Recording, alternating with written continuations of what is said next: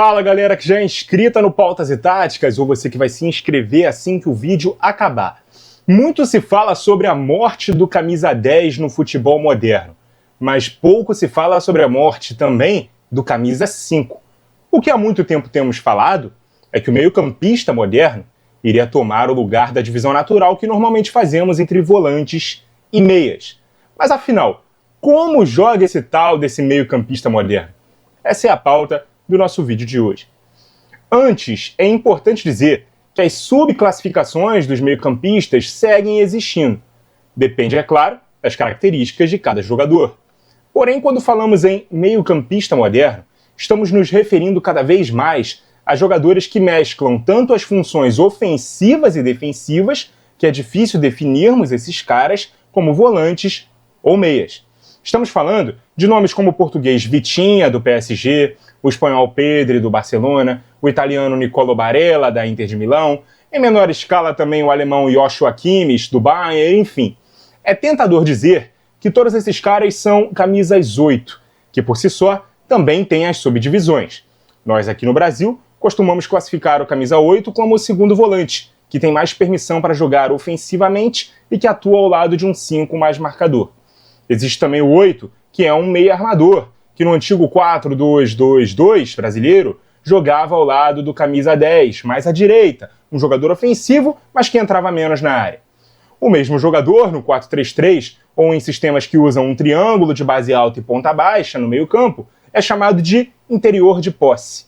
Com origem na Inglaterra, também existe o box-to-box, que é um jogador de maior condução de bola, vigor físico, poder de infiltração na área e que tem por função atacar e defender com a mesma eficiência. Enfim, você vai ver algumas definições, como no Transfer Market, por exemplo, que chamam todos esses tipos de meio-campistas como meia central, entendendo que os camisas 5 são meias defensivos ou volantes e os camisas 10 são meias ofensivos, beleza? E aí chegamos a esses nomes mais modernos que citamos no vídeo. Talvez alguma das definições supracitadas encaixe bem na definição deles, principalmente pelos desenhos táticos em que eles se encontram em seus clubes e seleções. Mas é muito pouco profundo dizer que esses caras são só box-to-box, só meias armadores, só segundos volantes, só interiores, porque os caras fazem de tudo um pouco, beleza?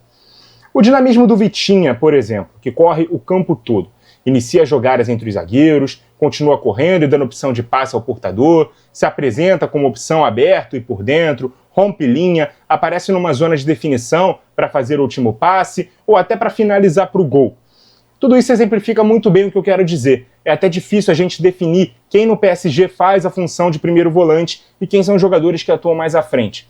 Em tese, o João Neves é o que tem mais características de um volante de contenção, mas ele também se movimenta muito e sai para o jogo com muita qualidade. O Fabián Ruiz atua na faixa dos volantes ou dos meias. Na seleção espanhola, que ganhou a Euro, por exemplo, ele era em tese um segundo volante, ao lado do Rodri. Mas até perder a vaga para o Dani Olmo, quem atuava na sua frente era o Pedri, que no Barça joga nas linhas dos volantes, mesmo com um número de construção de autêntico meia. Ou seja, nesses dois exemplares de times, que não por acaso tem o Fabián Ruiz ali como um ponto de interseção, é muito difícil definir qual é o desenho do meio-campo, tamanho dinamismo dos três jogadores em cada contexto. O Bayern tem no Kimmich outro jogador que é difícil definir exatamente uma posição fixa para ele. Para muitos é um redista, um camisa 5 que tem na qualidade de passe uma característica superior ao poder de contenção.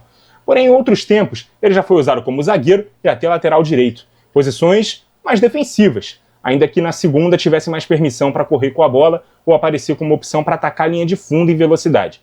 Atualmente, ele pode tanto fazer uma saída de 3 à direita da dupla de zagueiros, como aparecer no bico da grande área construindo jogadas ofensivas e auxiliando o ataque bávaro, como se ele fosse o principal construtor do time, que tem o 4-2-3-1 como sua estrutura base. Mas tem no seu meia mais ofensivo um jogador mais definidor, caso seja um Miller, ou driblador, caso seja um Musiala. O Kimmich é quem fica como sendo esse cara que tem como sua maior virtude a qualidade do passe. Nesse caso, quando o meia entra na área, quem arma o jogo são os volantes, especialmente o Kimmich, beleza? O Barella, entre os que eu citei, talvez seja o que é mais fácil definir uma posição. É um cara que joga na base do triângulo de meio campo, inteirista, né? À frente de um redista, que é o Çalhanoğlu, e ao lado de outro interior, que é o Mkhitaryan. Porém, o Çalhanoğlu anteriormente foi lido como um 10 clássico, e o Mkhitaryan já foi um winger que atuava aberto. Ao lado do Barella, os três compõem um meio campo dinâmico e versátil ofensivamente, e que também joga muito bem marcando em bloco baixo defensivamente, mesmo sem ter a figura de um homem mais marcador. E os exemplos não param, gente. Federico Valverde é um segundo volante ou um winger? Ele faz jogos até melhores atuando aberto no corredor do que por dentro, ainda que ele seja muito mais lido como um camisa 8. Bruno Guimarães é um camisa 5 passador, mais da característica do Kimmich, ou um camisa 8 que entra pouco na área? Houve um debate recentemente quanto a por que ele não rendia na seleção o mesmo do que no Newcastle. Embora no clube ele atue melhor, mais recuado, e na seleção sempre rendeu melhor ao lado de um cara mais marcador.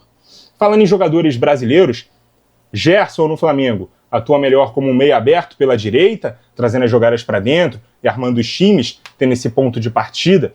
Na seleção ele poderia render bem como segundo ou até terceiro homem de meio campo à esquerda. Não à toa, o apelido do jogador é Coringa, exaltando a polivalência do jogador e a facilidade do mesmo para se adaptar em vários papéis. Nossos hermanos argentinos tiveram na última Copa do Mundo um meio-campo muito híbrido, composto por Enzo Fernandes, Alexis McAllister e Rodrigo De Paul. Em tese, o primeiro se trataria de um redista que constrói desde trás, mas não é difícil vê-lo aparecendo mais à frente para concluir as jogadas no Chelsea. O segundo joga com a camisa 10 do Liverpool, também no meio-campo praticamente formado por três caras de maior movimentação, partindo de um 4-3-3. O terceiro tem tanta raça e ajuda tanto na marcação que alguns podem até achar que ele é um jogador de contenção, mas ele pode ser até um meia mais ofensivo. Inclusive na Copa, tanto o McAllister quanto o De Paul foram escalados pelos lados auxiliando laterais quando precisaram. Fora tantos outros jogadores de um passado recente que eram muito difíceis de definir se eram volantes ou meias. Paul Pogba, Thiago Alcântara, Luka Modric, Frank Lampard, entre tantos outros que possuíam algumas das características de um meio-campista moderno. São elas: inteligência posicional, para oferecer linhas de passe, atrair marcação ou bloquear zonas de progressão do adversário; leitura de espaços e ritmo de jogo, sabendo acelerar quando tem superioridade numérica e cadenciar e temporizar as jogadas quando o time precisa se reorganizar numa transição ofensiva ou segurar um resultado; dinamismo para correr por todo o campo, seja numa pressão pós-perda ou numa transição correndo para frente ou para trás; capacidade para armar o jogo desde trás, seja afundando entre os zagueiros ou se posicionando à frente da primeira linha de construção na saída de bola; disciplina para executar marcação em diferentes níveis de pressão, seja ela baixa, média ou alta; participação em todas as fases do jogo, mostrando qualidade tanto no primeiro quanto no último passe, e até entrando na área ou finalizando de fora dela; capacidade de jogar sob pressão, sabendo proteger a bola, gerar o corpo e encontrar passes mesmo em poucos espaços; e versatilidade para atuar em faixas centrais ou abertas do campo. Como vemos, o futebol exige que os meio-campistas sejam jogadores cada vez mais completos. É o fim dos especialistas de posição. Eles deram lugar aos jogadores multifuncionais. Tais jogadores apresentam bons números em estatísticas de aspecto defensivo, como desarmes, duelos ganhos pelo chão ou pelo alto e interceptações; aspectos construtivos, como chances criadas, dribles completos, passes certos e assistências para gol; e também aspectos conclusivos, como gols, finalizações e toques na bola dentro da área. Portanto, no lugar de chorar pela falta de um camisa 10 clássico no seu time, ou lamentar a presença de um cão de guarda na frente da sua zaga, cobre dos jogadores que fazem parte da sua meiuca as diversas virtudes que são exigidas de um bom meio-campista no futebol atual. Muito obrigado a você por ter acompanhado o vídeo até aqui. Continue ligado no Pautas e Táticas. E até a próxima!